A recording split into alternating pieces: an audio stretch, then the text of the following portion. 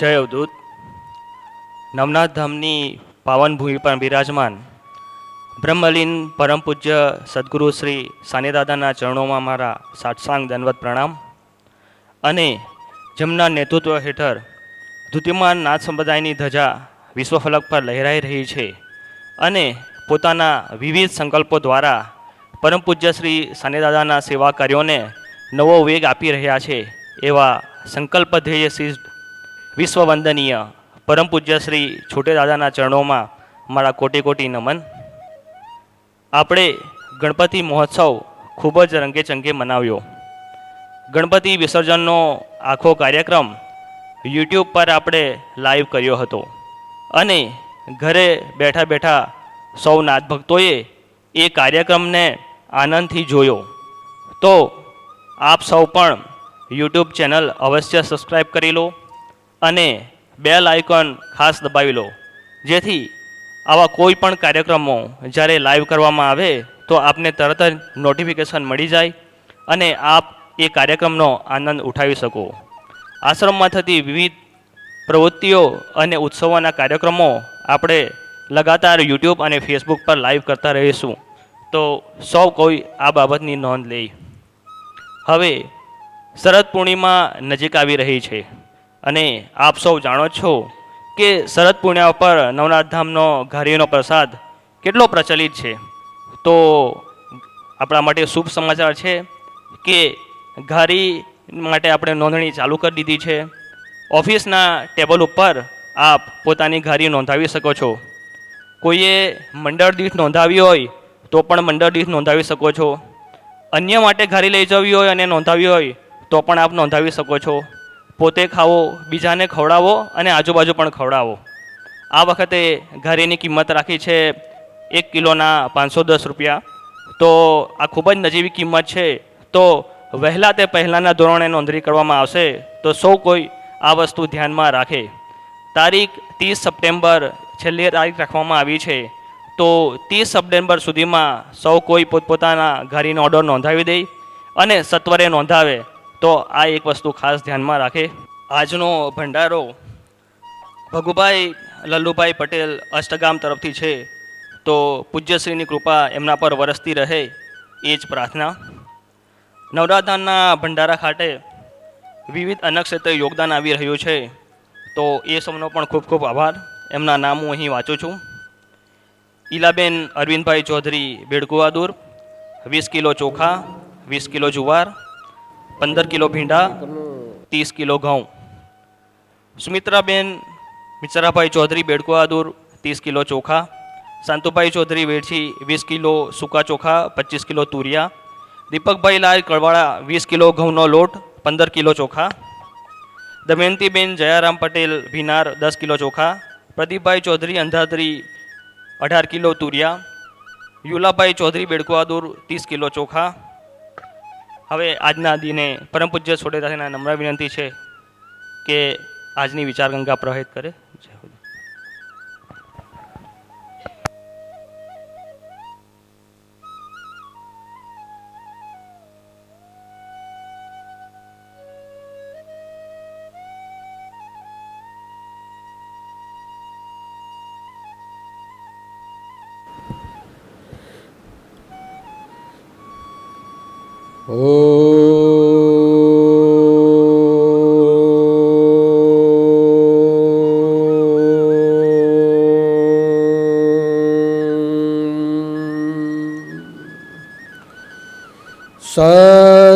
સર્વવિઘ્ન વિનાશાય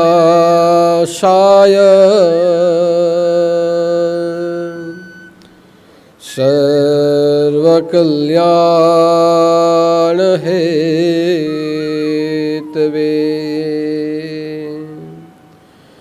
પાર્વતી પ્રિય પુત્રાય ગણેશાય નમો નમઃ. નમો નમો ભક્ત મનોરથેશ नमो नमो विश्वविधानदक्ष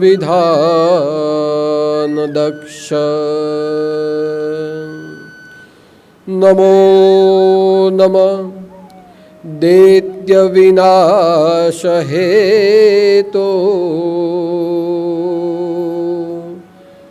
नमो नमः सर्वसंकटनाशक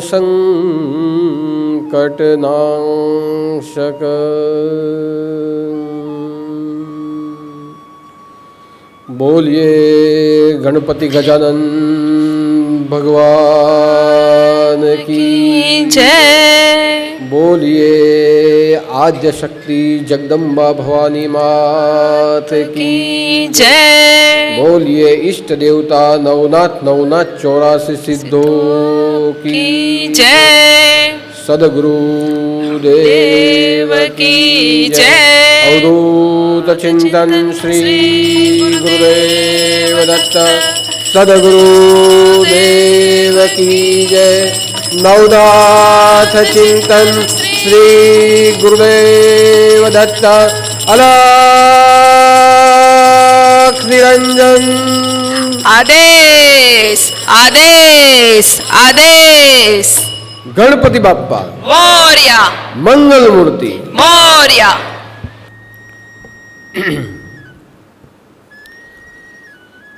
यहीं हम सबके हृदय में मंगल मूर्ति स्वरूप में विराजमान ऐसे हमारे सद्गुरु श्री सानेनाथ जी के चरणों में मेरे कोटि कोटि नमन एवं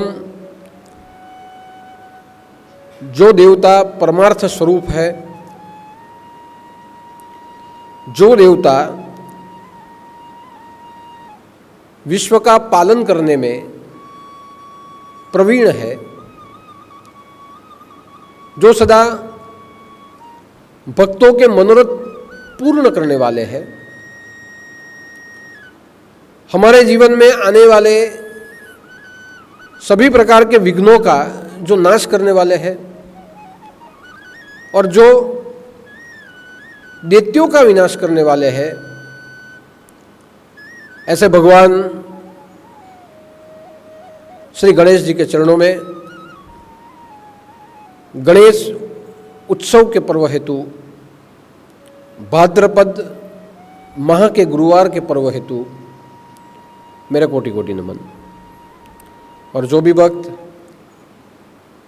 व्हाट्सएप के माध्यम से, फेसबुक के माध्यम से और यूट्यूब चैनल के माध्यम से हर गुरुवार की विचार गंगा का श्रवण और दर्शन कर रहे हैं, ऐसे सभी नाथ भक्तों को, धर्म प्रेमी भाई बहनों को मेरा जय उदूत, जय जय मच्छिंद्र समर्थ और आदेश। वर्तमान समय में हम सब गणेश उत्सव मना रहे हैं। भाद्रपद चतुर्थी से लेके भाद्रपद चतुर्दशी तक जो उत्सव घर घर में मनाया जाता है, हर एक प्रांतों में मनाया जाता है, हर एक कस्बे और मोहल्लों में मनाया जाता है, या समग्र विश्व में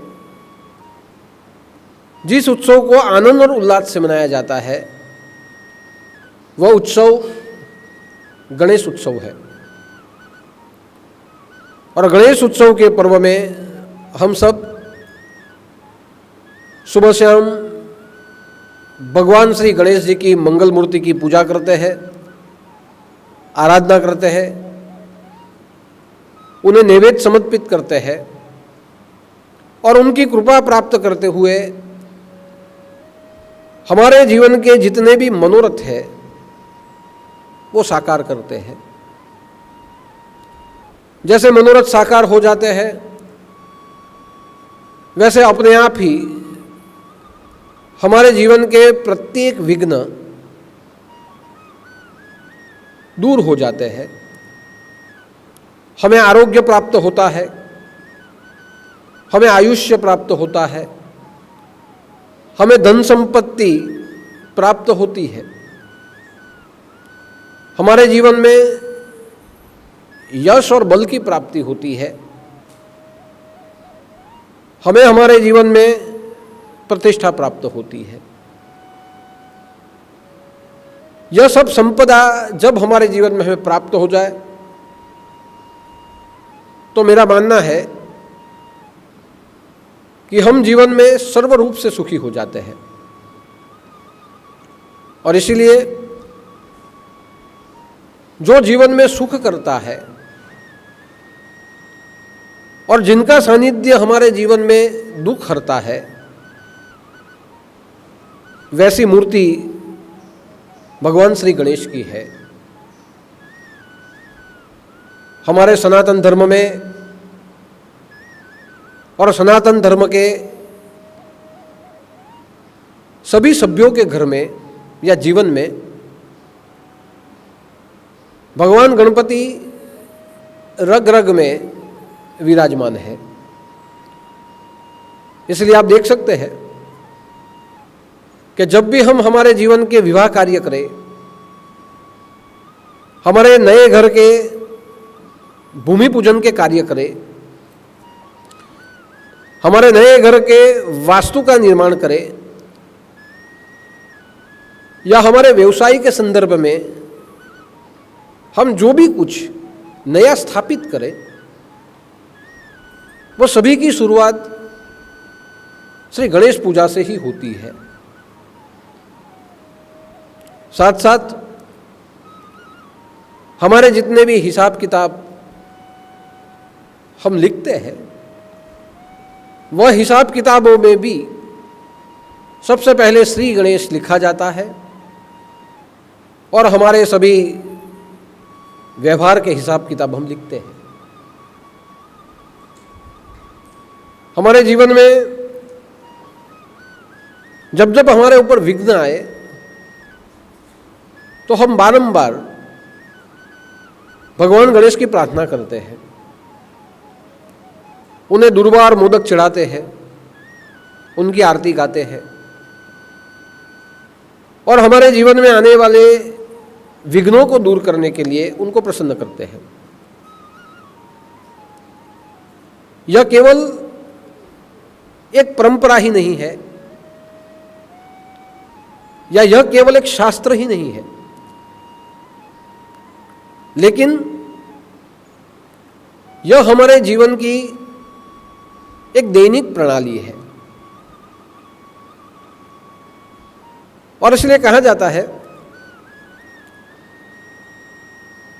कि प्रणाली हो, शास्त्र हो या परंपरा हो, या जो भी कुछ रीत रिवाज हो, ये आज से चले नहीं आए, हमारे पूर्वजों से हमें वारसे में मिले हैं। और इसीलिए ऐसा कहा जाता है कि भगवान परशुराम ने भी गणेश जी की आराधना की थी, उनकी कृपा प्राप्त की थी और सहस्त्रार अर्जुन जैसे दैत्य का विनाश कर दिया था।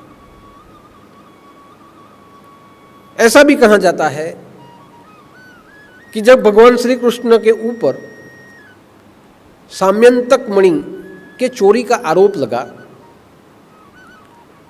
तब भगवान श्री कृष्ण ने भी श्री गणेश आराधना की, उनकी पूजा की, उनके अनुष्ठान किए और यह आरोप से वो मुक्त हुए। यानी कहने का तात्पर्य है कि भगवान विष्णु के जितने भी अवतार हैं, ये सभी अवतार हमारे पूर्वज हैं और यह पूर्वज अवतारों ने भी अपने जीवन के कार्यों की शुरुआत या अपने जीवन के कार्य की सफलता भगवान गणेश की पूजा से की थी। भगवान गणेश की पूजा का उल्लेख हमें रामचरितमानस में भी पहले मंगलाचरण में ही मिल जाता है। और ऐसा कहा जाता है कि जब सीता माता को प्रभु श्री राम की प्राप्ति करनी थी। और जब स्वयंवर होने वाला था, उसके अगले दिन पुष्प वाटिका में सीता माता पुष्पों को चुनती है, उसकी एक माला बनाती है, माँ कात्यायनी के मंदिर में जाती है और वहाँ वह माला माँ कात्यायनी को जब चढ़ाती है तो वहाँ दूसरे दिन स्वयंवर में उन्हें श्री राम मिले, वर के रूप में राम की ही प्राप्ति हो, यह मन में भाव रखते हुए गिरजा स्तुति का गान करती है।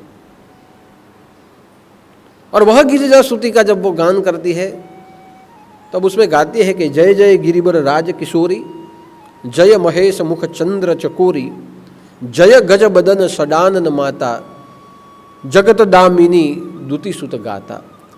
जय गज बदन सडानंद माता, कि मैं मां कात्यायनी, मैं आपकी स्तुति करती हूं, आप ही पार्वती हो, शिव को प्राप्त करने वाली आप ही हो। जय गज बदन, कि जिनका वदन हाथी के समान है, जिनका पूरा शरीर हाथी के समान है, जिसका मुख हाथी के समान है, ऐसे भगवान गणेश की तुम माता हो। और जय गज बदन षडानंद माता, के कार्तिक स्वामी की भी तुम माता हो। तो आज मुझे तुम वरदान दे दो कि कल वर में मुझे राम की प्राप्ति हो जाए। और ऐसा गाती है और अंत में जो माला जो चढ़ाई है वो माला मूर्ति से नीचे उतर जाती है, टूट जाती है। वो माला को उठाकर दूसरे दिन माता सीता स्वयंवर में खड़ी रहती है और भगवान राम को वही माला पहना देती है। राम और सीता का जब संयोग हो जाता है तभी जाके रावण वध के कार्य का एक श्री गणेश हो जाता है।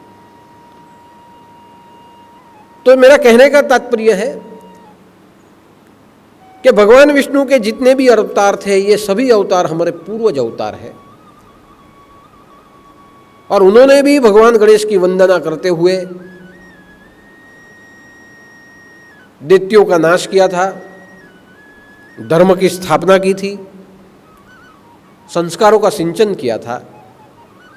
तभी जाके आज हम भी हमारे जीवन में यह प्रणाली का अनुसरण करते हैं और हमारे दुखों से हम मुक्त होते हैं।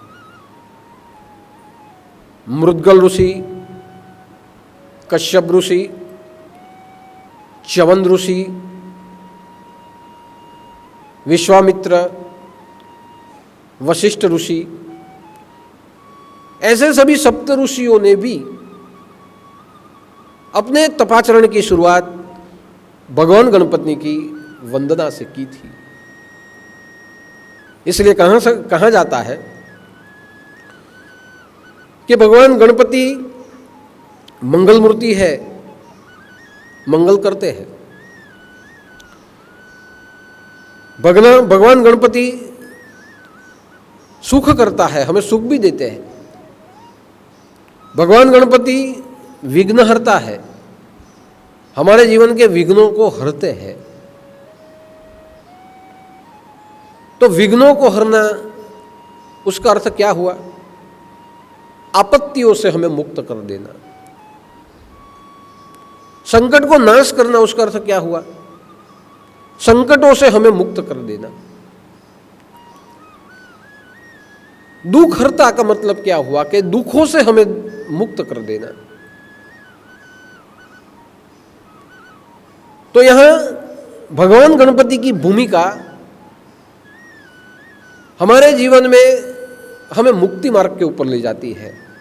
विघ्नों से मुक्त करेंगे, संकटों से हमें मुक्त करेंगे, दुखों से हमें मुक्त करेंगे, आपत्तियों से हमें मुक्त करेंगे। हम ज़्यादा से ज़्यादा भगवान गणपति की स्तुति विघ्नों को दूर करने के लिए करते हैं। और इसलिए उनका नाम भी रखा गया है कि विघ्नहर। उनका नाम रखा गया है विकट, कि विकट परिस्थितियों को जो दूर कर दे वो विकट, जो विघ्नों को हर ले वो विघ्नहर। तो ऐसे सभी नाम हमने रखे हैं। लेकिन भगवान श्री गणेश की भूमिका हमारे जीवन में हमें दुखों से मुक्त करने की है, हमें स्वतंत्रता प्रदान करने की है। दुखों से स्वतंत्र हो जाएंगे, सुख का अनुभव होगा। अशांति से स्वतंत्र हो जाएंगे, जीवन में शांति का अनुभव होगा। सभी प्रकार की समस्याओं से या बंधनों से छूट जाएंगे तो जीवन में आनंद का अनुभव होगा। शारीरिक कष्टों से आप स्वतंत्र हो जाएंगे तो हमें स्वस्थ आरोग्य का अनुभव होगा। मृत्यु से स्वतंत्र हो जाएंगे तो हमें मोक्ष की प्राप्ति हो जाएगी। यानी जीवन में महत्व ही होता है स्वतंत्रता का। जीवन में हमारा प्रयास ही होता है मुक्ति का। जब तक हमें स्वतंत्रता न मिले, मुक्ति न मिले, या जब तक हमें आजादी न मिले, हम हमारे जीवन में दुखी ही रहते हैं। तो यहां से ही हमें समझना है कि भगवान गणपति करते क्या है। भगवान गणपति हमें स्वतंत्र कर देते हैं, हमें मुक्त करते हैं। और इसलिए हमारे भारत के जो देशभक्त थे, उन्होंने भी देश के आज़ादी की लड़ाई लड़ने के लिए भगवान श्री गणेश और गणेश उत्सव का माध्यम उपयोग किया था।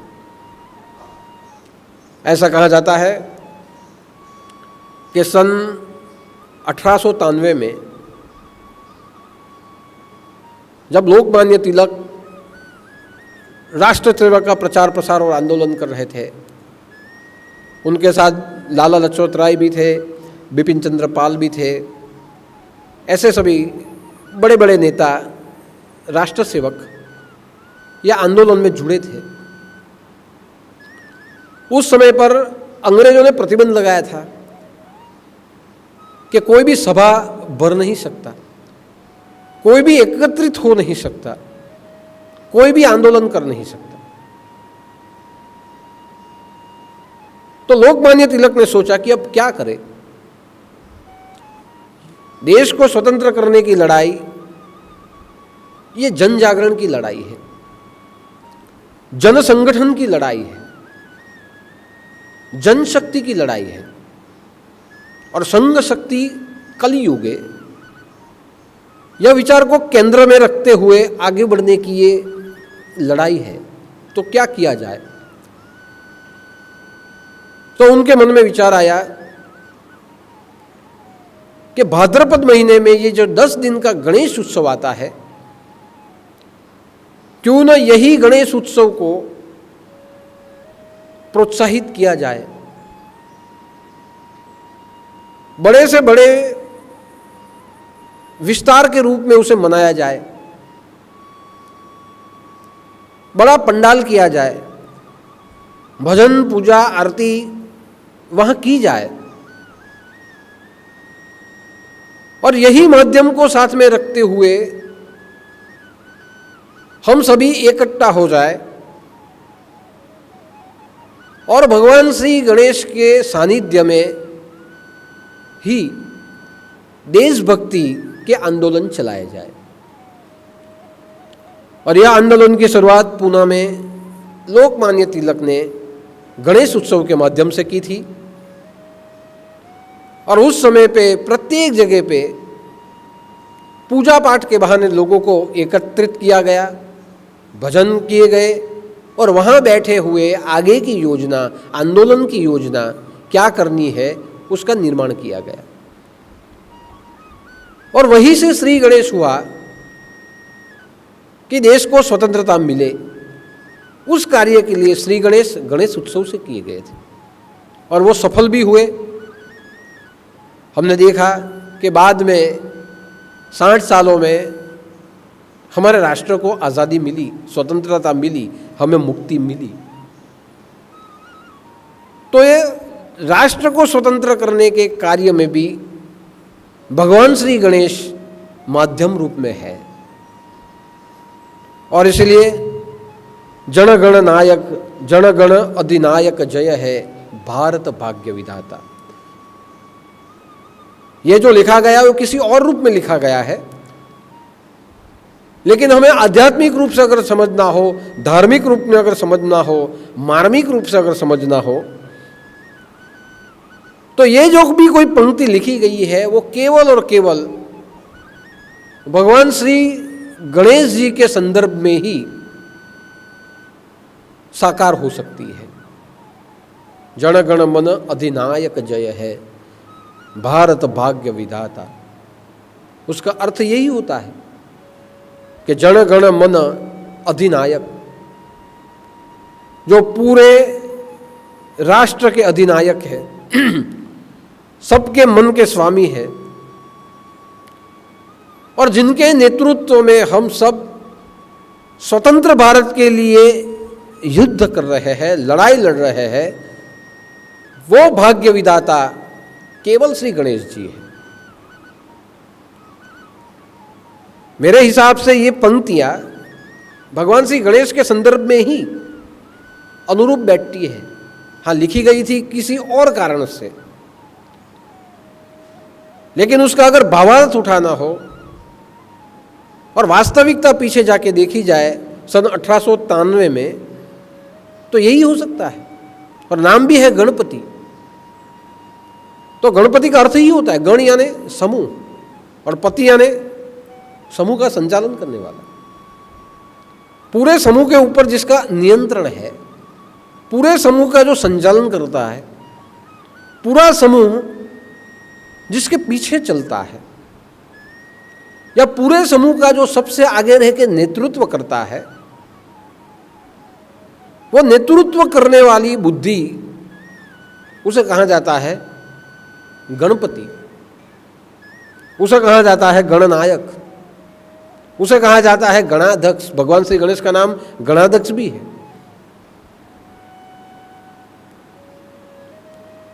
और अगर हम भगवान श्री गणेश की पूजा प्रार्थना करें तो हम भी हमारे जीवन में, हमारे परिवार के रूप में, परिवार के लिए गणाध्यक्ष, गणपति और गणनायक बन सकते हैं।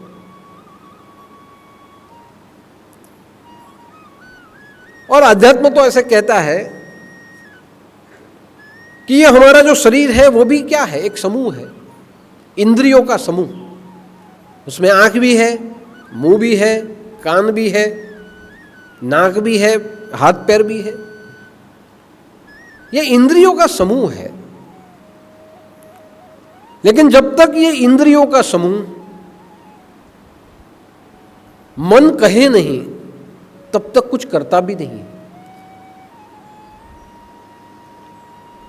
मन ने सोचा कि मैं वहां देखूं तो आंखें वहां ही देखेगी। मन ने सोचा कि मैं वहां न देखूं लेकिन बाजू में सुनूं तो हमारे कान यही सुनेंगे। जहां मन कहा वही हम जाएंगे, या जो मन ने कहा वही हम हमारे हाथों से करेंगे। यानी हमारी इंद्रियों के ऊपर नियंत्रण तो मन का है, समूह तो इंद्रियों का है। जब पूरी जो सिस्टम चलती है वो किसी एक इंद्री से नहीं चलती, पूरे समूह से चलती है, सब साथ में रह के चलती है। कई बार ऐसे हो जाता है कि मन कहीं और हो, हमारा चित्त कहीं और हो, हमारी वृत्ति कहीं और दौड़ती हो, तो हमारा जीवन दिशाहीन हो जाता है। इसलिए हम कई बार कहते हैं कि मैं कौन सी दिशा में जा रहा हूं मुझे पता नहीं। मन कुछ और कहता है, अंदर की इच्छाएं कुछ और बोलती है, शरीर कुछ और जगह और दिशा में ले जा रहा है, मैं भटक गया हूं। सब साथ में है लेकिन असहकार का आंदोलन है, और जब यह असहकार हो जाता है तब हम पागल बन जाते हैं, हम भटक जाते हैं। और भटकते हुए अगर हमें कहीं अटकना है तो उसी के लिए हम भगवान के मंदिर में जाते हैं कि भगवान मैं भटक गया हूं, मेरे जीवन में क्या हो रहा है मुझे पता नहीं। कभी हम भगवान के मंदिर में जाते हैं, कभी ज्योतिष के पास जाते हैं, कभी मनोचिकित्सक के पास चले जाते हैं। मनोचिकित्सक के पास जाएंगे, वो वही दवा देगा कि मन को शांत करो, दवा पियो, नींद निकालो, भोजन करो, मन शांत करो, सब इंद्रियां अपने कंट्रोल में आ जाएगी। मन को शांत करने की दवा यानी नींद निकालने की दवा दी जाती है, मन को शांत करो। ज्योतिष के पास जाएंगे, ज्योतिष ग्रहमान देखेंगे, उपाय बताएंगे कि ये उपाय कर दो, मन का निराकरण हो जाएगा, अपने आप मन शांत हो जाएगा, मन का वहम निकल जाए। इसीलिए कोई उपचार होना चाहिए, कोई स्तुति प्रार्थना हम लेंगे, करेंगे, उतने समय मन शांत भी हो जाएगा। यानी इंद्रियों में जब असहकार का आंदोलन फैल जाता है, हम भटक जाते हैं, हम पागल हो जाते हैं। हमें कुछ करना कुछ और है, हम करते कुछ और है। विद्यार्थी भी जब अपनी पढ़ाई में ध्यान देते हैं, उनके जीवन में भी इंद्रियां जब सहकार नहीं देती और मन सहयोग नहीं करता इंद्रियों के साथ, तो उनका अभ्यास भी भटक जाता है। पुस्तक लेके बैठते हैं, देखते जरूर है, लेकिन पढ़ने में मन लगता नहीं। मन से अंदर से कुछ और पढ़ने की इच्छा है, बनने की इच्छा है, पढ़ते कुछ और है। मन इधर उधर वृत्तियों में भटक जाता है, व्यसनों के अधीन हो जाते हैं, अलग संगति में लग जाते हैं, और अंत में हारे थाके जब हम सत्संग में चले जाए, गुरु दरबार में चले जाए, तो वहां के भी यही निराकरण मांगते हैं कि क्या करूं। तब ऐसा ही कहा जाता है, शांति से बैठो, मन को गुरु के चरणों में लगाओ, सेवा पूजा करो, मंत्र का रटन करो, नाम जप करो, मन शांत हो जाएगा, अपने आप आपकी इंद्रियां आपके अंकुश में आ जाएगी। और वो होता भी है, सार्थक भी हो जाता है, और हमारा जीवन वापस अपनी पटरी पे चलने भी लगता है। तो हमारी जो इंद्रियां है, इंद्रियों का ये समूह है, मन के अधीन चलता है, मन में बुद्धि है, लेकिन जब तक मन और बुद्धि के साथ ये चलेंगे तब तक सब कुछ बिखरा पड़ा रहेगा।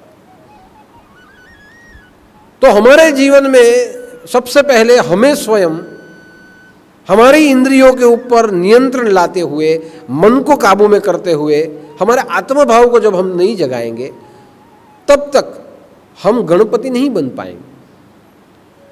सबसे पहले हमें स्वयं गणपति बनना पड़ेगा। गणपति यानी इंद्रियों के ऊपर अंकुश लाना पड़ेगा।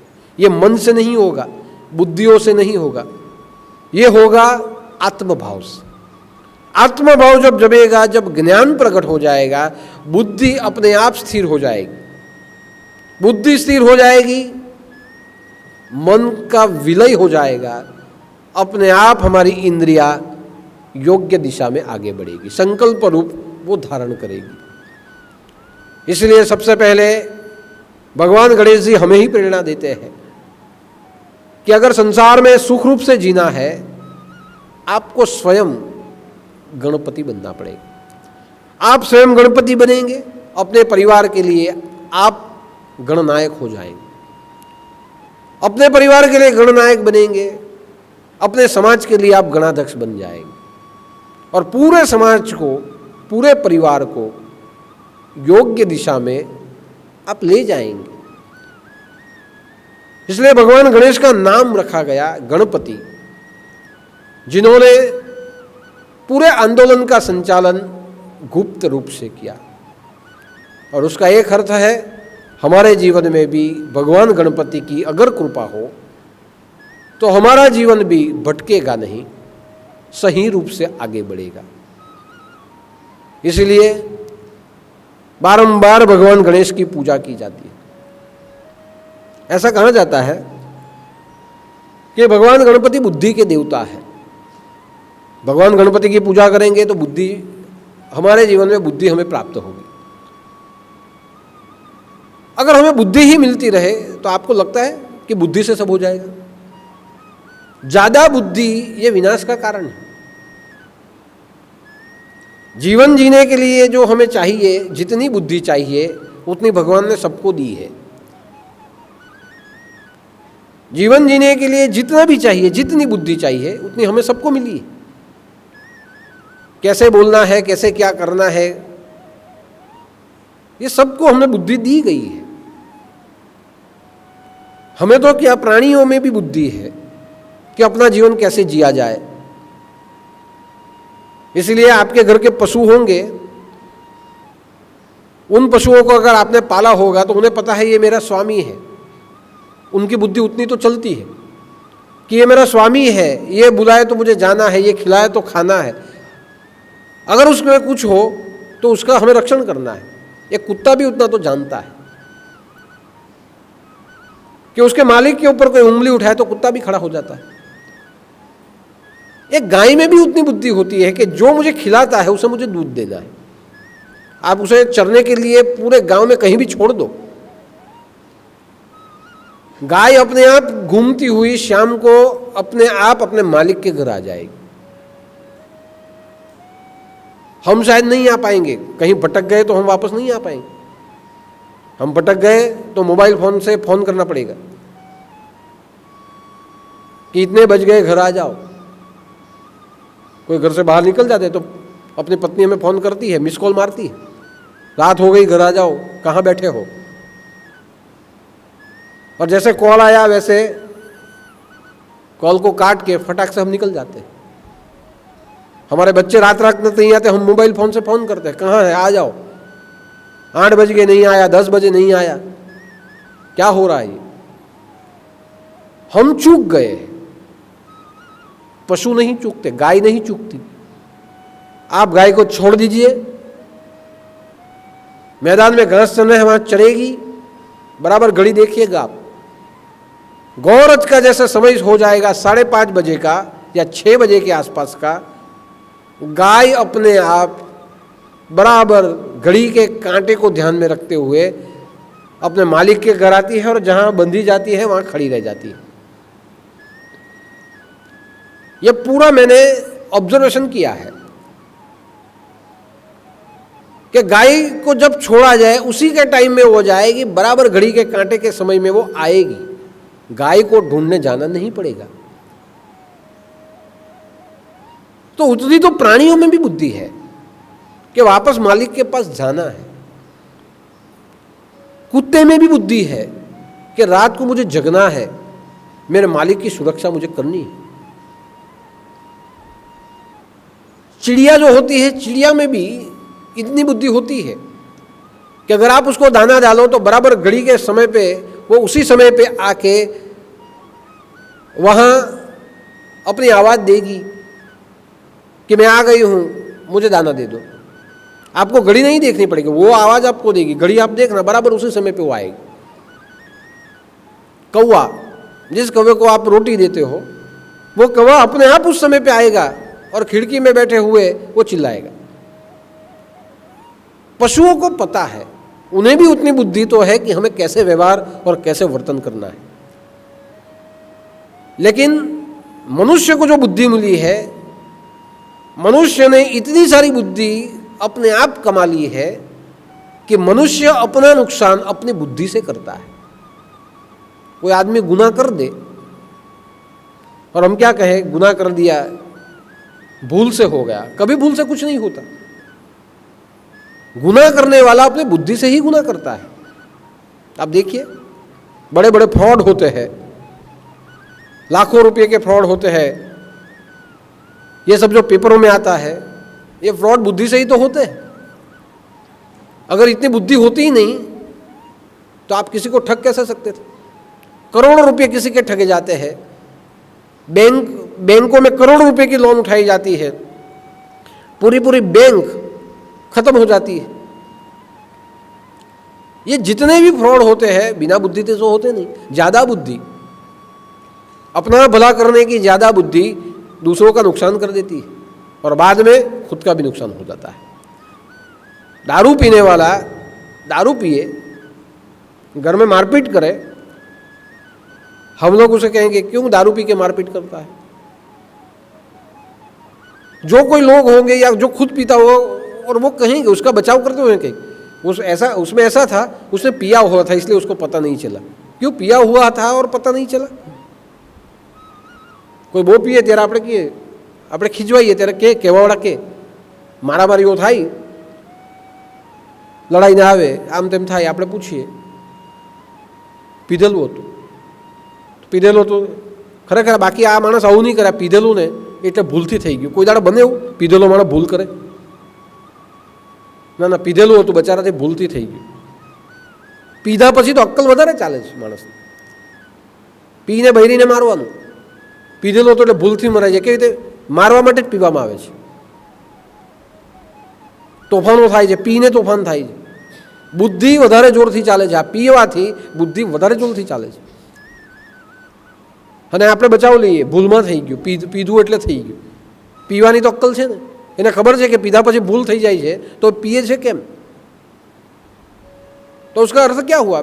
जो पीता है उसमें बुद्धि है, उसके जेब में रुपया भी नहीं होता फिर भी वो उधार जाके पी लेता है, उसमें बुद्धि है. किसी ने न पिया हो और कुछ कर दे तो आप कह सकते हो कि भूल में हो गया. लेकिन अगर पीने वाला कुछ गलत करे तो उसे माफ नहीं करना चाहिए. पीधું ભૂલમાં થઈ ગયું, પીવાવાળાની ભૂલ થતી જ નથી. મારું તો એવું માનું કે એને 2 સપાટા પહેલાં આપણે મારવા જોઈએ, પછી પોલીસ સ્ટેશન લઈ જાવ. એને ઘરમાં જો કોઈ પીને તોફાન કરતો હોય પહેલાં 2 ઠોકો એને પૂરેપૂરી, અને પછી એને પોલીસ સ્ટેશનમાં લઈ જાઓ. પછી એનું ત્યાં પીધેલું ઉતરે ત્યારે એને ખબર પડે.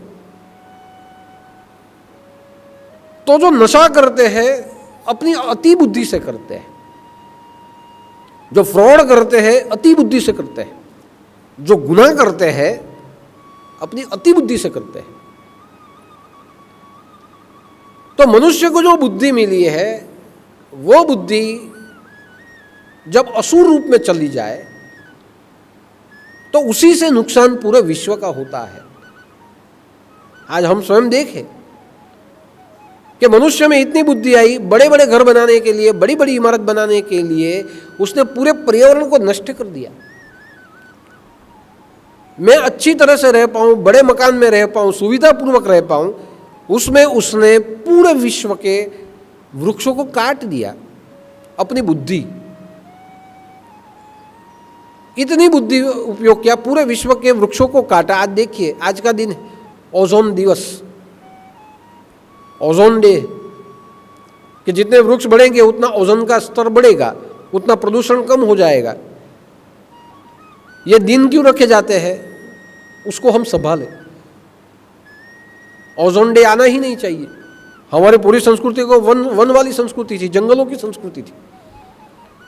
अतिशय बुद्धि से पूरे जंगलों का नाश कर दिया. आज प्रदूषण से जो रोग होते हैं, ये सभी रोग हमें हमारा विनाश करते हैं, हमारी बुद्धि के कारण पैदा हुए हैं. ये जितने भी वायरस पैदा होते हैं हमारी बुद्धि के कारण पैदा होते हैं. बड़ी बड़ी फैक्ट्रियां खोल के बड़ा बड़ा नए नए मटेरियल बना के लोगों तक जो पहुंचाया जाता है, उसमें जो पानी छोड़ा जाता है उसमें जल संकट पैदा हो जाता है. अपनी बुद्धि, ज़्यादा कमाने की बुद्धि में पर्यावरण को नष्ट कर दिया गया. ज़्यादा सक्षम होने की बुद्धि, समर्थ बनने की बुद्धि में नए नए परमाणु हथियार आ गए और आज उसका दुरुपयोग हो रहा है. अपने धर्म का शासन स्थापन करने के लिए जेहाद चालू हो गई और एक धर्म ने ऐसा ही मान लिया कि पूरा विश्व हमारा हो जाना चाहिए. और जो जेहाद चालू हो गई उसे धर्मयुद्ध, वो धर्मयुद्ध मानते हैं. हमारे धर्म का स्थापन करने के लिए हम किसी के भी धर्म को हम दबा देंगे। पहले तलवार की जोर से चला, मुगल आए और तलवार की जोर से चला, अब आतंकवाद बंदूक की जोर से चल रहा है। तो ये सब क्या है? बुद्धि, अतिशय खराब बुद्धि।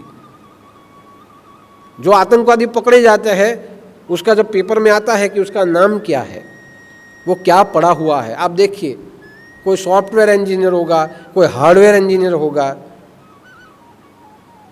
बड़ी बड़ी पढ़ाई करना, आईआईटी के क्षेत्र वाले होंगे, बड़ी बड़ी पढ़ाई करने वाले, अच्छी अच्छी डिग्री लेने वाले, और नवयुवान आतंकवादी बन जाते हैं। अपनी बुद्धि, अतिशय बुद्धि, विनाशकारी बुद्धि।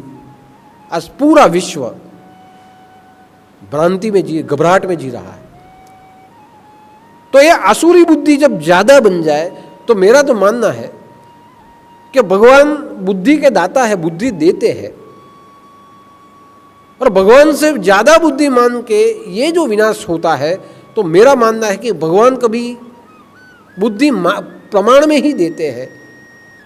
भगवान ऐसी बुद्धि नहीं देते कि जिससे विनाश हो जाए। क्योंकि गणपति भगवान को गज कहा गया है, गजानन, गणेश, गणेश कहा गया।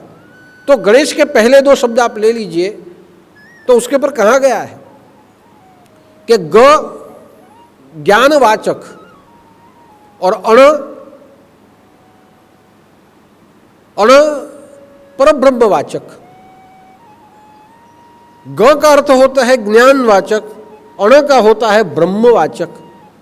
ज्ञान से ब्रह्म की प्राप्ति कराने वाला गणेश, यानी ब्रह्मवाचक है, वो निर्वाणवाचक है। ग ज्ञानवाचक, अण निर्वाणवाचक।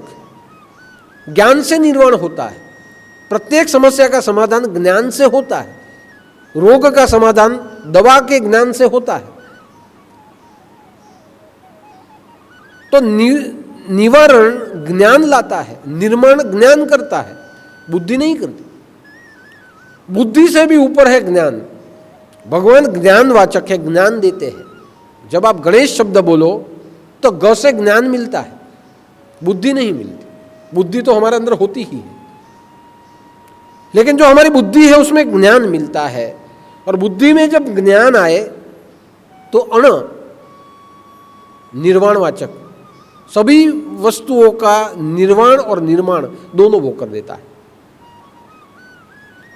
ज्यादा पढ़े लिखे जिस घर में हो, वो घर में सभी चीज निर्माण होती है और समस्या निर्माण हो जाती है। तो ज्ञान जो होता है वो विकास करता है, ज्ञान सर्वनाश नहीं करता है। इसलिए भगवान गणेश कहाँ गया? गणेश जो ज्ञान देने वाला और ज्ञान के द्वारा हमारी समस्याओं से निवारण देने वाला और हमारे जीवन का निर्माण करने वाला, वो गणेश है। इसलिए आप भगवान गणपति के पूरे शरीर को देख लीजिए, उसके मस्तक की पूजा होती है। बाकी का जो शरीर है तो वो तो मनुष्य का शरीर है। मस्तक जो है वो हाथी का है, और उसमें भगवान श्री गणेश की पूजा ही होती है, मस्तक की पूजा। मस्तक में बुद्धि कहाँ है? मस्तक में है। ज्ञान कहाँ है? मस्तक में है। हमारी दृष्टि कहाँ है देखने की? मस्तक में है। सुनने की क्षमता कहाँ है? मस्तक में, कानों में। पेट तक खुराक पहुंचाने की क्षमता कहाँ है? मुंह में है। स्वाद चखने की क्षमता जीभ में। ये पूरा शरीर हमारे इस मशीन से चलता है, हमारे मस्तक से चलता है। हम सांस कहाँ से ले पाते हैं? नाकों से। बाहर से जो ऑक्सीजन आता है वो नाक से जाता है। अध्यात्म में सहस्त्रार चक्र की शक्ति कहाँ है? मस्तक में। आग्नेय चक्र कहाँ है? मस्तक में। तो हमारा पूरा जो मस्तक है, ये पूरे मस्तक की पूजा, गणपति के मस्तक की पूजा की जाती है। और मस्तक की पूजा यही है, ज्ञानवाचक पूजा। आप देखिए भगवान श्री गणेश जी के जो कान है वो सूप के जैसे कान है, सुपड़े के जैसे कान। आप सुपड़े में कुछ डालो तो कचरा बाहर फेंक, अब हिलाओगे तो कचरा बाहर चला जाएगा, अनाज अंदर रह जाएगा। तो ये सुपड़े जैसे कान, ये क्या है? सुपड़े जैसे कान का अर्थ होता है सबका सुनो, दूर तक सुनो, सबका सुनो, लेकिन सब में भी जो महत्व का है उसको ही अंदर रखो, जो बिना महत्व का है उसे बाहर फेंक दो। आज हम जहां भी जाते हैं प्रत्येक व्यक्ति को हम सुनते हैं, हमारे आजू बाजू में कोई बोलता है, आगे बोलता है, पीछे बोलता है, बहुत कुछ सुनते हैं हम, लेकिन ज्यादा से ज्यादा ऐसा ही हम ग्रहण करते हैं जिससे हमारा नुकसान हो जाए, और जो सही ग्रहण करना है हमारे कानों से नहीं कर पाता। इसलिए भगवान गणपति हमें सूचित करते हैं कि मेरे जैसे कान हो जाए, सबका सुने, लेकिन जो योग्य है वो ही करे। बाकी तो लोग बोलते रहेंगे, मक्खियां आएगी, सुपड़े जैसे कान और हाथी के कान मक्खी को उड़ा देते हैं। वैसे जीवन में बहुत लोग आएंगे आपके कानों में बहुत कुछ डालने के लिए, धर्म के विपरीत डालने के लिए, अध्यात्म के विपरीत डालने के लिए, आपके विपरीत डालने के लिए। उसे उड़ा दीजिए और जो योग्य है उसे ही अपने जीवन में संभाल के रखिए। तो ये मस्तक की पूजा हमें यही सिखाती है कि हमें ज्ञानवाचक बनना है, हमें निर्माण और निर्वाणवाचक बनना है। सुनना सबका है, योग्य है वही ग्रहण करना है। भगवान की आंखें बहुत छोटी, ये छोटी आंखें में सिखाती है कि नजदीक से नजदीक का है वो भी देखना है, और दूरंदेशी बनना है, दूर का सोचना है, दूर का भी देखना है। जो छोटी आंखें हैं वो नजदीक का भी देख सकती है, और जो छोटी आंखें हैं वो दूर दृष्टि भी है, बहुत दूर का वो देख सकती है।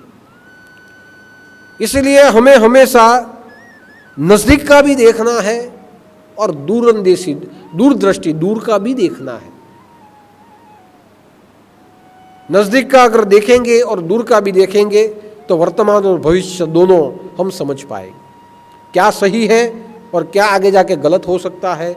वह देखने की दृष्टि भगवान श्री गणेश की है। ज्ञान से देखना है, जो भी आपके सामने आए ज्ञान से देखो, क्या गलत है क्या सही है अपने आप पता चल जाए। भगवान श्री गणेश का एक ही दांत है, एक आधा दांत, एक दंत उसे कहा जाता है। एक का अर्थ है एक, और दंत यानी माया, पूरे विश्व को चलाने वाली एक माया है, और वही माया के अधीन हम सब है। लेकिन भगवान गणपति कहते हैं कि मैं माया के अधीन नहीं हूं, माया मेरे अधीन है। आज पूरा विश्व माया के अधीन है। प्रतिष्ठा की माया, संपत्ति की माया, अहंकार की माया, ममत्व की माया, लोभ की माया, हमारे जीवन में सब है, लेकिन उससे भी ऊपर होकर हमें जीना है। अब अगर हमें किसी का भला करना है, मुंह से नहीं होगा, उसके ऊपर से होगा। अपने परिवार को ही फायदा करवाते रहे, दान धर्म हम न करें, आप परिवार का भला तो कर सकेंगे लेकिन पुण्य नहीं कमा पाएंगे, सेवा नहीं कर पाएंगे। सेवा करना है तो अपना छोड़ के दूसरों के लिए सोचना पड़ेगा। तो जो एक दांत, माया से ऊपर होना, मोह से ऊपर हो जाना, ये हमें ज्ञान रूप में ये सिखाता है।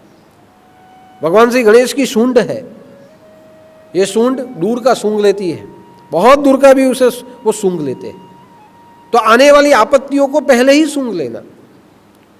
हम ऐसा कुछ करें ही नहीं कि कल उठ के कुछ हमारा नुकसान हो जाए, पहले ही उसे सूंघ लेना, और पहले ही उसे सूंघते हुए ख्याल रखना कि क्या आगे जाके हमें नुकसान हो सकता है। दूर से जो गंध आती है पहले उसे पहले ही सूंघ लिया जाए। आज पूरे विश्व में जो कुछ हो रहा है उसे सूंघ लेना, कि बाहर जो कुछ खराब होता है हमारे घर में नहीं चाहिए। बाहर के जो बच्चे बिगड़ जाते हैं, हमारे बच्चे बिगड़ने नहीं चाहिए। संगति दोष से बिगड़ते हैं, हमारे बच्चों को खराब संगति नहीं होनी चाहिए। जिस न्यूसेंस से हमारे बच्चे बिगड़ते हैं वो पहले ही सूंघ लिया जाए, उससे उसे दूर रखा जाए। तो ये सब सूंघते हुए हमारे परिवार को हमें संभालना है। अगर ऐसे हम करेंगे तो ज्ञान रूप से हम जी पाएंगे, हमारा भी भला होगा, साथ में रहने वाले उनका भी हम कुछ भला कर पाएंगे। तो ये सब जो कुछ पूरा है ये ज्ञानवाचक है, निर्वाणवाचक है और निर्माणवाचक है। इसीलिए भगवान श्री गणेश जी की प्रतिमा हमें कहती है मेरे जैसे बन जाओ, शिवम भूत्वा शिवम यजेत, मेरे जैसे बनो और मेरे जैसे बनते हुए लोगों के कल्याण करो, समाज की सेवा करो। जन गण मन अधिनायक, अपने मन को मेरे जैसा बनाओ। और इसीलिए मेरा ऐसा मानना है राष्ट्र के जो देवता है वो गणेश है। भगवान गणपति में नेतृत्व करने के सभी प्रकार के गुण हैं। नेता कैसा होना चाहिए? गणपति के जैसा, जैसा गणपति में जैसे सब गुण है वैसे गुण उसमें होने चाहिए। लंबोदर, उसका पेट बहुत बड़ा है, सभी को अपने अंदर समा के रखे, अपने पेट में सबको समाइए, किसी को दूर न कीजिए, अपने अंदर समा के सबको रखिए। ऐसे भगवान के प्रत्येक अंग हमें कुछ न कुछ सद्गुण देते हैं, हमें कुछ न कुछ ज्ञान देते हैं, हमारे अंदर में कुछ निर्माण कर देते हैं। और ऐसा अगर निर्माण हो गया तो विघ्न आएंगे, हम स्वयं उसके सामने लड़के उसे हटाएंगे। सुख क्या है वो हम स्वयं निश्चित करेंगे, दुख को आने ही नहीं देंगे। क्या है हम स्वयं निर्णय ले पाएंगे और हम स्वयं भगवान गणपति जैसे गणपति बन के हम हमारे जीवन को, हमारे समाज को, हमारे राष्ट्र को हम सुखी कर पाए। इसलिए भगवान गणपति राष्ट्र के देवता है। राजा कैसा हो? भगवान गणपति के 4 हाथ, एक हाथ में अंकुश है, दूसरा हाथ में पाश, एक हाथ में मोदक है और एक हाथ उसका आशीर्वाद। तो राजा कैसा होना चाहिए, नेता कैसा होना चाहिए? अंकुश, प्रजा को अंकुश में रख पाए ऐसा होना चाहिए, प्रजा को अंकुश में रख पाए ऐसा होना चाहिए। राजा कैसा होना चाहिए?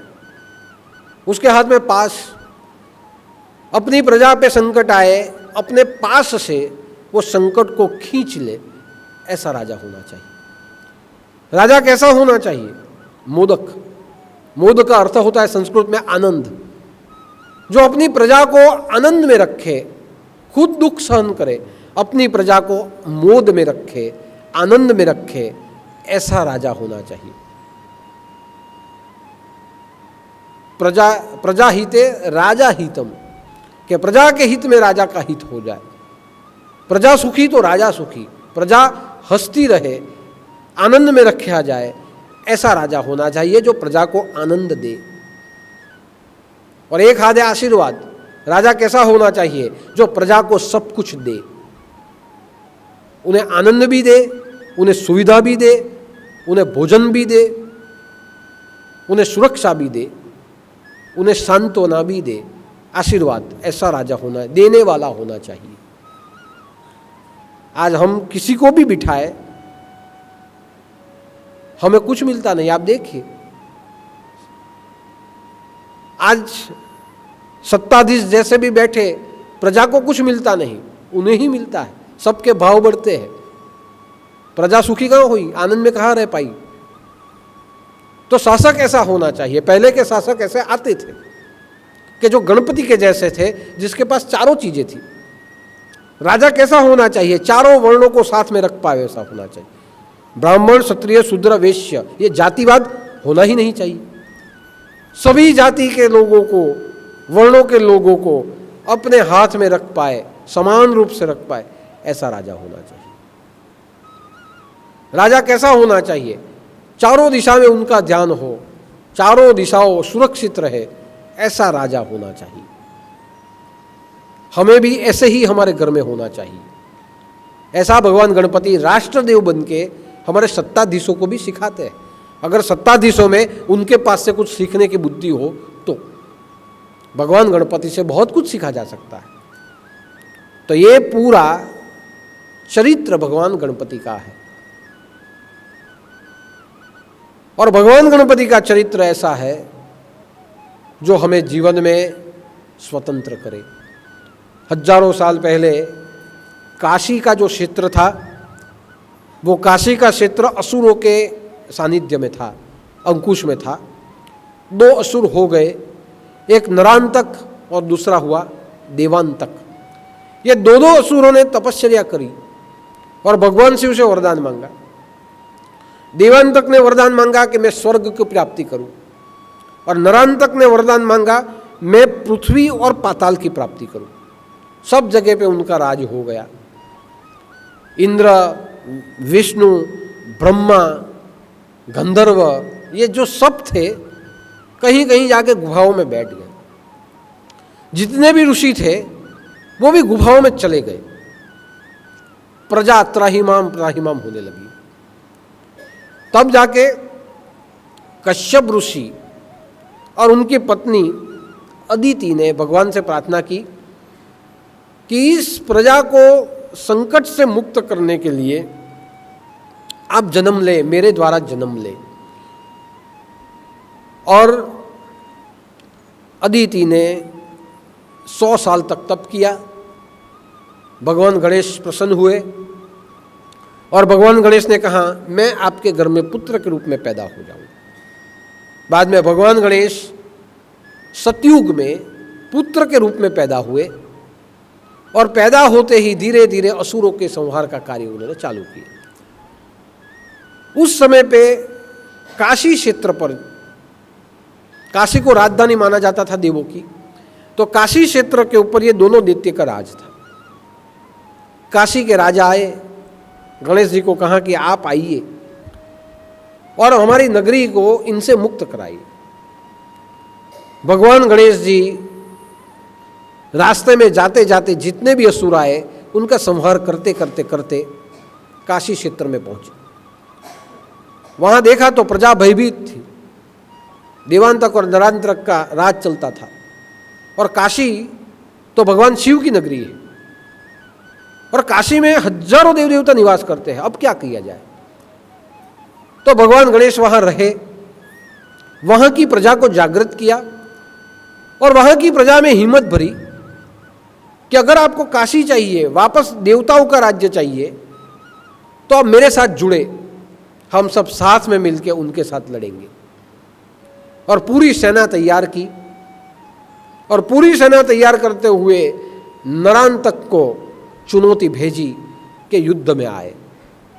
नरांतक से कितना समय तक युद्ध चला और बाद में भगवान शिव ने दिया हुआ एक बाण वो नरांतक पर चलाया और नरांतक का वध किया। जैसे नरांतक का वध किया, धीरे धीरे देवता भी साथ में आ गए और देवांतक के सामने युद्ध हुआ। देवांतक ज्यादा प्रबल था, वो युद्ध भी काफी समय तक चला और देवांतक का भी नाश किया गया। पूरी काशी, पूरा विश्व, त्रिभुवन असुरों के साम्राज्य से मुक्त हुआ। बाद में ये सब कार्य जैसे समाप्त हुआ, वैसे सभी भगवान गणेश की वंदना करने लगे। भगवान ने अवतार लिया था काफी वर्षों तक और वो अवतार का नाम हुआ महोत्कट अवतार। वह अवतार में भगवान गणेश, जैसे विष्णु ने अवतार, कृष्ण ने अवतार लिया था, वैसे ही अवतार में कई सालों तक वो रहे थे। लेकिन उस समय पे ऐसा कहा जाता है कि उनका मस्तक हाथी का नहीं था। हाथी का मस्तक दूसरे युग में आया। हाथी का मस्तक द्वापर में, शायद द्वापर में हाथी के मस्तक का जन्म हुआ, लेकिन उसके पहले महोत्कट के रूप में वो थे, वो मनुष्य के रूप में ही थे। और जब ये कार्य सब समाप्त हुए तो भगवान गणेश ने कहा कि अब मैं जाता हूं, अब मैं चलता हूं, मुझे मेरे आश्रम तक जाना है। पूरी नगरी बहुत दुखी हुई और काशी में उनकी मूर्ति की स्थापना हुई। जहाँ जहाँ वो जाते गए वहाँ वहाँ उनकी मूर्ति की पूजा होती गई। पृथ्वी के प्रथम देवता उसको मानते गए और बाद में वो हिमालय की ओर चले गए। वहाँ भगवान गणेश ने एक तालाब में योग शक्ति के द्वारा अपने शरीर को छोड़ा। उन्होंने कहा कि ये शरीर अब मुझे छोड़ना पड़ेगा। लोग बहुत दुखी हुए और हिमालय के पास एक तालाब में अपने शरीर को उन्होंने विसर्जित किया और ब्रह्म रूप में चले गए। और जिस दिन वो विसर्जित किया गया वो दिन था भाद्रपद चतुर्दशी, अनंत चौदस का दिन। युद्ध की शुरुआत हुई भाद्रपद शुक्ल पक्ष चतुर्थी के दिन, चौथ, विनायक की चौथ। वह जन्म में उनको विनायक भी कहा गया, विनायक की चौथ। और अपने शरीर को विसर्जन किया अनंत चतुर्दशी के दिन, चतुर्दशी के दिन। उसी दिन से गणेश उत्सव की प्रथा सतयुग से शुरू हो गई कि पहले गणपति चतुर्थी के दिन आते हैं और 10 दिन रहते हुए चतुर्दशी के दिन उनके शरीर को विसर्जित किया जाता है। तब से ये गणेश उत्सव की शुरुआत हुई। ये 10 दिन जहाँ जहाँ गणपति गए वहाँ मंगल मूर्ति उनकी बैठती गई। ऐसे भगवान गणपति ने 4 युग में अवतार लिया था। पहला सतयुग में लिया महोत्कट के रूप में, बाद में त्रेता युग में अवतार लिया मयूरेश के रूप में, बाद में द्वापर में अवतार लिया गजानन गणपति के रूप में जिसका हम पूजन करते हैं, और कलयुग में अवतार लेंगे धूम्रकेतु के रूप में जो अभी बाकी है। लेकिन गणेश उत्सव की शुरुआत सतयुग से चली आई और ये चतुर्थी के दिन, चतुर्दशी के दिन हम भी गणपति की प्रतिमा को विसर्जित करते हैं। भगवान ने अपने शरीर को विसर्जन किया कि काफी दैत्यों को मारा, अब मैं शरीर छोड़ूंगा। तो जब भगवान गणेश की प्रतिमा विसर्जित की जाए तो हमें भी यही प्रार्थना करती है कि यह शरीर से काफी कुछ हुआ है, पाप भी हुए हैं, पुण्य भी हुए हैं, काफी कुछ विकृतियां हमारे शरीर में है। तो जब विसर्जन हो तो भगवान को प्रार्थना करनी है हमारे अंदर की विकृतियां भी आज विसर्जित हो जाए, हमारे शरीर के पाप आज से समाप्त हो जाए, हम पवित्र बन जाए और नया जीवन लेते हुए हम वहाँ से आए। यानी विसर्जन विकृतियों का किया जाता है, पाप का विसर्जन किया जाता है, कुबुद्धि का विसर्जन किया जाता है। जहाँ कुबुद्धि चली गई वहाँ सद्बुद्धि हमें प्राप्त होती है। तो इसीलिए गणेश उत्सव सतयुग से मनाया जा रहा है। आज का दिन गणेश उत्सव के दिनों का ही एक दिन है। आज का दिन 7वां दिन, गणेश उत्सव के दिन का 7वां दिन है। और गणेश उत्सव की महिमा इसीलिए यहाँ मैंने गाई है कि गणपति भगवान से ज्ञान प्राप्त करे और ज्ञान प्राप्त करते हुए समस्याओं का निवारण करे और जो भी कुछ अच्छा है उसका हमारे जीवन में निर्माण करे। हम स्वयं गणेश हो सकते हैं। गणपति राष्ट्र के देवता है। हम सभी को गणपति से कैसे राष्ट्र का निर्माण किया जाए ऐसा ज्ञान उनसे हमें प्राप्त करना है। और हमारे जीवन के विघ्नहर भगवान गणेश स्वयं है। ये जीवंत देवता है, पारिवारिक देवता है और सात्विक देवता है, तात्विक देवता है। इसीलिए ये महीने में, ये 10 दिन में हमें उनकी पूजा और प्रार्थना करनी है। तो आओ हम सब साथ में मिलते हुए 25 बार ओम गम गणपते नमः का जाप करें और भगवान गणेश को प्रार्थना करें कि आपके द्वारा हमें ज्ञान मिले, निर्वाण मिले और निर्माण मिले, हमारा राष्ट्र समृद्ध हो और राष्ट्र के ऊपर आने वाली आपत्तियां दूर हो, पूरा विश्व मंगलमय बने, ऐसी कामना 25 बार गुरु मंत्र बोलते हुए, 25 बार गम गम करते का जाप करते हुए हम करते हैं।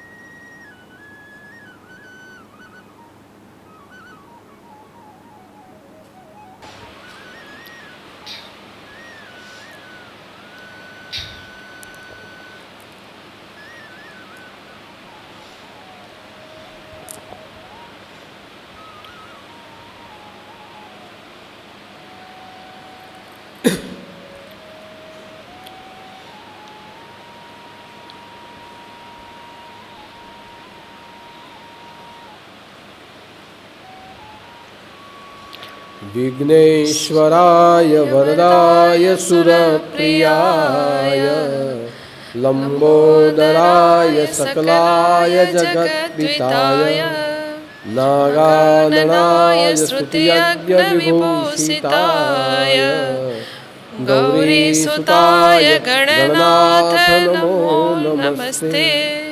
गणपति बाप्पा मोरया, मंगल मूर्ति। मोरया।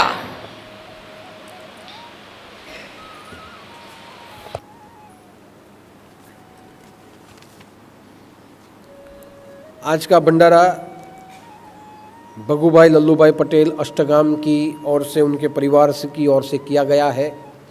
यह भंडारा गणेश उत्सव के रूप में ही हम ले रहे हैं, क्योंकि गणेश पर्व पूरे विश्व में आज की तारीख में भी चालू है।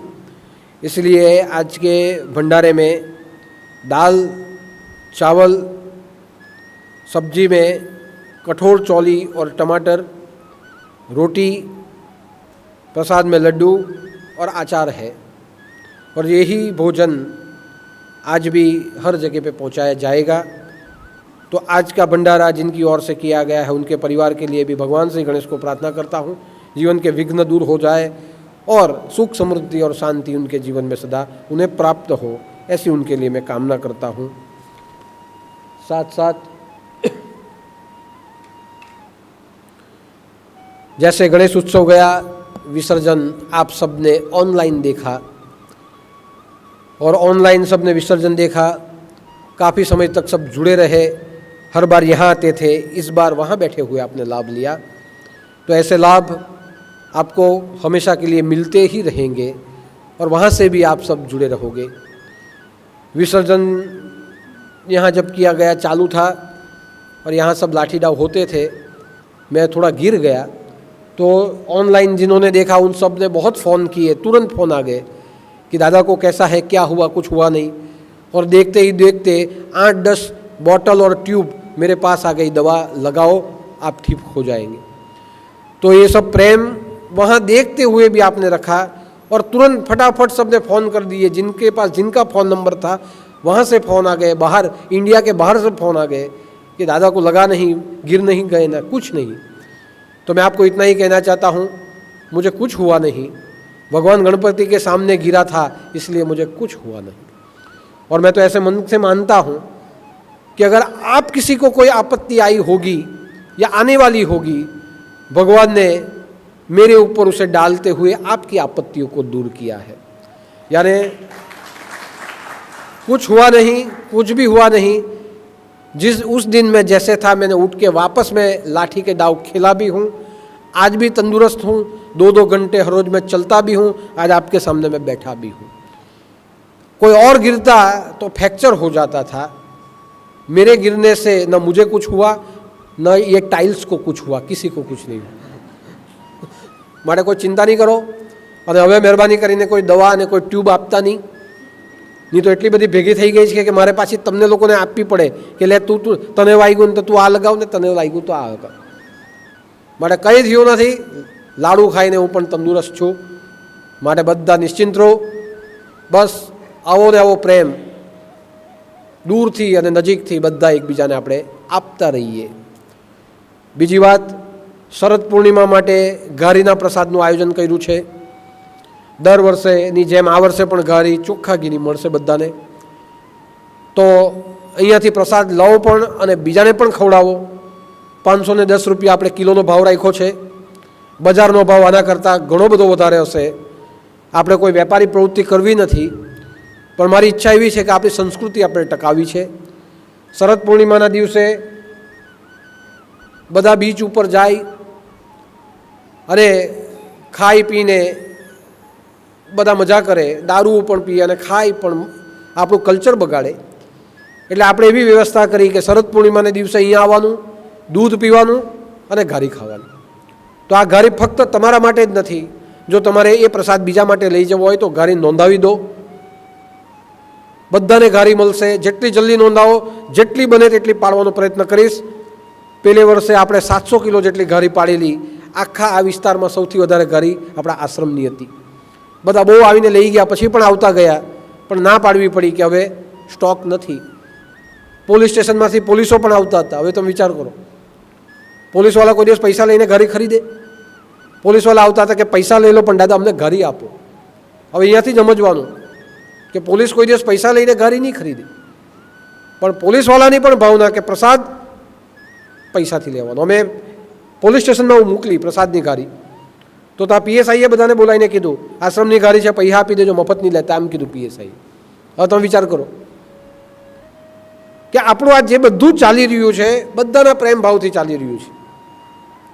પોલીસવાળાનો પણ સહકાર છે, જે પણ સત્તાધીશો છે એનો સહકાર છે, ગામનો સહકાર છે, આપ સૌનો સહકાર છે, ભગવાનનો સહકાર છે, મારો પણ સહકાર છે. એની અંદર બધાની સાથે આ મિલીજુલી સરકાર આપણી ચાલી રહેલી છે, મિલીજુલી સરકાર. માટે પ્રસાદ છે ભાવનાથી તમે લઈ જાઓ, એનો સદુપયોગ અમે સારા કામમાં જ કરશું અને ધર્મના કામમાં જ એ થતો રહેશે. માટે જેને પણ ગારી જોઈતી હોય ખાઓ અને ખવડાવો.